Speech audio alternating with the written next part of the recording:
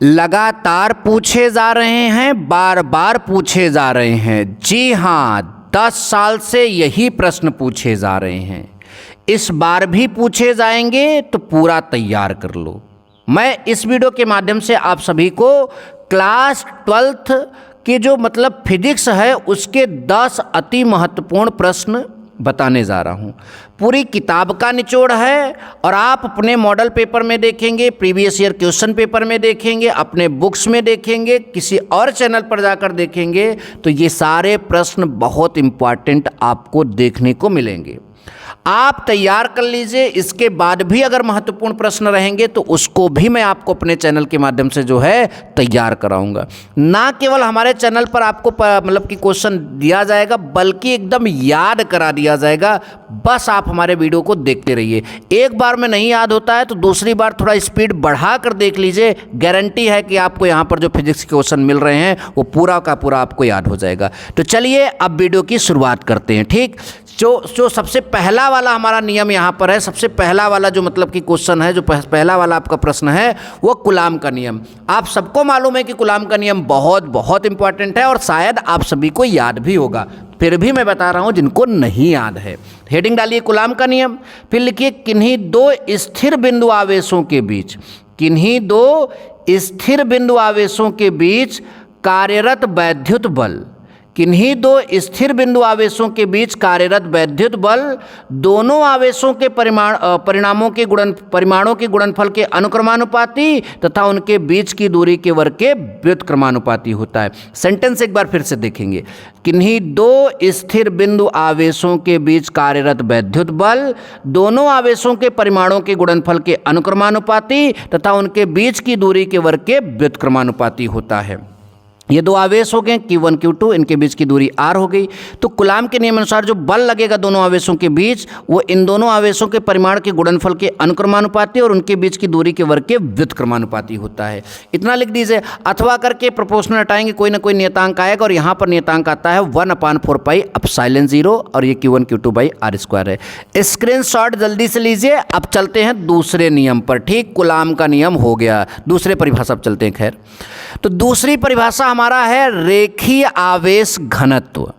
रेखीय आवेश घनत्व, एक्चुअल में रेखीय आवेश घनत्व क्या होता है, जैसे आप एक तार ऐसे ले लीजिए और उसके ऊपर पूरा आवेश वितरित कर दीजिए। ठीक, तो उसके प्रति एकांक लंबाई पर यानी एक एकांक लंबाई पर जितना आवेश वितरित होगा, जितनी आवेश की मात्रा होगी, वही रेखीय आवेश घनत्व कहलाएगा। देखिए परिभाषा लिखा है, रेखीय आवेश वितरण के यानी किसी तार पर अगर आवेश वितरित किया गया रेखीय आवेश वितरण होता है। तो रेखीय आवेश वितरण की प्रति एकांक लंबाई पर, रेखीय आवेश वितरण की प्रति एकांक लंबाई पर आवेश की मात्रा को आवेश की मात्रा को रेखीय आवेश घनत्व कहते हैं। फिर से सुनिए, रेखीय आवेश वितरण की प्रति एकांक लंबाई पर आवेश की मात्रा को रेखीय आवेश घनत्व कहते हैं। इसे किससे प्रदर्शित करते हैं? लैम्डा से प्रदर्शित करते हैं। लैम्डा बराबर dQ/dl, यानी प्रति एकांक लंबाई पर जो आवेश की मात्रा थी वही आपका रेखीय आवेश घनत्व है। तो ये इसका मतलब कि परिभाषा हो गया और ये फार्मूला हो गया। फार्मूला इसका जो मात्रक होगा, आवेश का मात्रक कूलाम और लंबाई का मात्रक मीटर, तो रेखीय आवेश घनत्व का मात्रक कूलाम प्रति मीटर होता है। इसका भी स्क्रीनशॉट ले लीजिए। तीसरी परिभाषा पर बढ़ चलते हैं। तीसरी परिभाषा हमारी क्या है? वैद्युत क्षेत्र की तीव्रता। यह भी बहुत बार पूछा गया है। वैद्युत क्षेत्र की तीव्रता क्या होगी? वैद्युत क्षेत्र की तीव्रता की परिभाषा, वैद्युत क्षेत्र के किसी बिंदु पर, ध्यान से सुनो, वैद्युत क्षेत्र के किसी बिंदु पर रखे परीक्षण आवेश के प्रति एकांक आवेश पर, जैसे ये परीक्षण आवेश है तो इसका मान कितना लेना है? 1 लेना है। तो ये कहाँ रखा रहेगा? वैद्युत क्षेत्र में। तो वैद्युत क्षेत्र के किसी बिंदु पर रखे परीक्षण आवेश के प्रति एकांक आवेश पर कार्यरत वैद्युत बल, यानी जितना वैद्युत बल कार्य करेगा उस बिंदु पर क्या कहलाता है? वैद्युत क्षेत्र की तीव्रता कहलाता है। फिर सुनिए, वैद्युत क्षेत्र के किसी बिंदु पर रखे परीक्षण आवेश के प्रति एकांक आवेश पर कार्यरत वैद्युत बल को उस बिंदु पर वैद्युत क्षेत्र की तीव्रता कहते हैं। इसे वेक्टर से प्रदर्शित करते हैं क्योंकि सदिश राशि है। तो वेक्टर ई बराबर वेक्टर F बटा Q0। अब देखो मात्रक की बात करें तो देखो ऊपर क्या था? बल था और नीचे आवेश था, तो इसका मात्रक न्यूटन प्रति क्या होगा? कूलाम होगा, ध्यान दीजिएगा। और यह एक सदिश राशि है जिसकी दिशा धनावेश, यहाँ पर जो है धावेश लिखा है, धनावेश पर कार्यरत वैद्युत बल की दिशा में होती है। तो इतना स्क्रीनशॉट ले लीजिए, फिर हम नेक्स्ट परिभाषा की ओर मूव करते हैं। हमारा अगला परिभाषा है वैद्युत फ्लक्स। क्या है? वैद्युत फ्लक्स। तो वैद्युत फ्लक्स क्या है? वैद्युत क्षेत्र में स्थित किसी काल्पनिक पृष्ठ से, मतलब आप कल्पना करते हैं वो काल्पनिक पृष्ठ होता है। वैद्युत क्षेत्र में स्थित किसी काल्पनिक पृष्ठ से संबद्ध मतलब रिलेट किया हुआ, उससे मतलब जुड़ा हुआ वैद्युत फ्लक्स उस पृष्ठ से होकर गुजरने वाली वैद्युत बल रेखाओं की संख्या की माप है। यानी किसी काल्पनिक पृष्ठ से जितनी वैद्युत बल रेखाएं निकल जाएंगी उसी की माप, उसी की संख्या का मान जो है वैद्युत फ्लक्स कहलाता है। फिर से सुन लीजिए, वैद्युत क्षेत्र में स्थित किसी काल्पनिक पृष्ठ से संबद्ध वैद्युत फ्लक्स उस पृष्ठ से होकर गुजरने वाली वैद्युत बल रेखाओं की संख्या की क्या है? माप है। इसे फाई ई से प्रदर्शित करते हैं और इसका formula phi E is equal to vector E dot vector D A बराबर E D A cos theta. मात्रक इसका निकालेंगे तो आएगा न्यूटन मीटर स्क्वायर प्रति कूलाम, क्योंकि देखिए अभी ई वैद्युत क्षेत्र की तीव्रता का मात्रक न्यूटन प्रति कूलाम था और क्षेत्रफल का मात्रक मीटर स्क्वायर हो जाएगा, तो न्यूटन मीटर स्क्वायर प्रति कूलाम होता है। ये बात ध्यान दीजिए। अच्छा, यहाँ तक भी समझ में आ गया। अब हम मूव कर जाते हैं अगली परिभाषा पर, गॉस की प्रमेय। यह भी बहुत बार पूछा गया है। तो गॉसेस थ्योरम अगर आपके क्वेश्चन मतलब कि बोर्ड एग्जाम में आता है तो आप कैसे लिखेंगे? तो आप क्या करेंगे, लिखेंगे किसी बंद पृष्ठ से गुजरने वाला, कैसे पृष्ठ से? बंद पृष्ठ से। तो किसी बंद पृष्ठ से गुजरने वाला वैद्युत फ्लक्स, किसी बंद पृष्ठ से गुजरने वाला वैद्युत फ्लक्स उस पृष्ठ द्वारा परिबद्ध, उस पृष्ठ द्वारा क्या? परिबद्ध, घिरा हुआ कुल आवेश का 1/ε गुना होता है। तो देखिए ये आवेश है, इसमें 1 का गुणा कर दीजिए तो 1/ε गुना हो गया। तो यानी किसी बंद पृष्ठ से गुजरने वाला वैद्युत फ्लक्स जो है उस पृष्ठ द्वारा परिबद्ध, उस पृष्ठ द्वारा जो घिरा हुआ है परिबद्ध कुल आवेश का 1/ε गुना होता है। तो phi is equal to Q बटा क्या हो जाएगा? एप्सिलॉन 0। ये हमारा गॉस का प्रमेय हो जाएगा। नेक्स्ट परिभाषा पर मूव करते हैं, ध्यान दीजिए। वैद्युत विभव। तो देखिए वैद्युत विभव को आप याद करने के लिए V बराबर W बटा Q रख दो। Q0 क्या है आपका? Q0 आपका परीक्षण आवेश है। इसको कहाँ से लेकर आना है? अनंत से लेकर आना है। कहाँ तक लाना है? वैद्युत क्षेत्र के किसी बिंदु तक। तो जो कार्य हो जाएगा वही विद्युत विभव होगा। आइए डिफाइन करते हैं।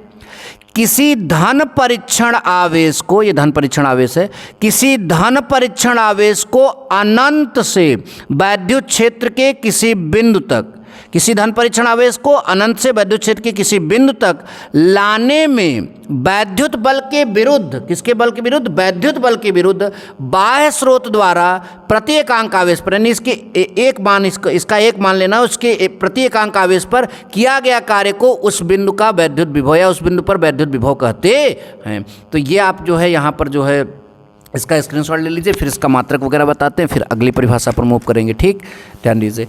इसका मात्रक ऊपर आवेश था, नीचे आप ऊपर कार्य था, नीचे आपका आवेश, तो इसका मात्रक हो जाएगा जूल प्रति कूलाम।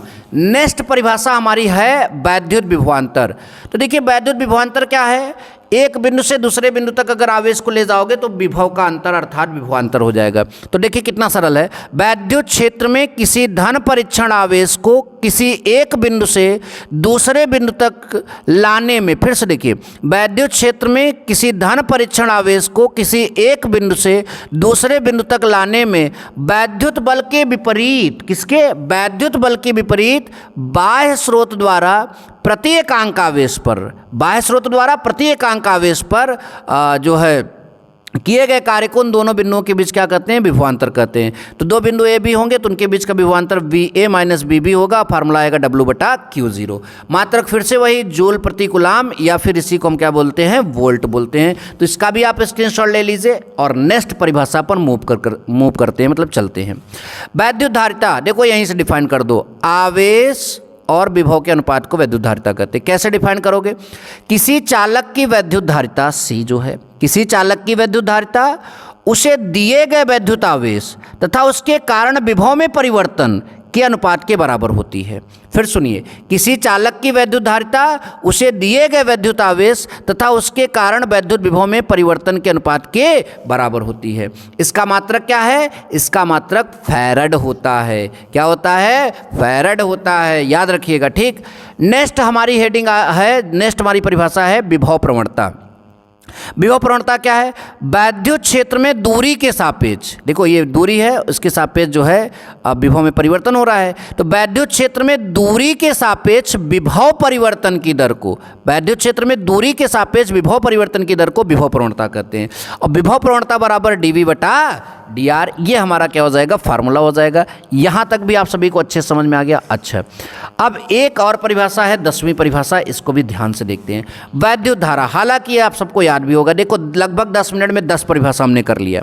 तो वैद्युत धारा किसी चालक में वैद्युत आवेश के प्रवाह की दर को, किसी चालक में वैद्युत आवेश की प्रवाह की दर को वैद्युत धारा कहते हैं। फार्मूला क्या होगा? I बराबर Q बटा T। फार्मूला क्या होगा? I बराबर Q बटा T, और इसका SI मात्रक क्या होता है? एम्पियर। तो ऐसी और वीडियोज के लिए चैनल को सब्सक्राइब करके रखे रहिएगा। मिलेंगे नेक्स्ट वीडियो में। Thank you so much. जय हिंद, वंदे मातरम।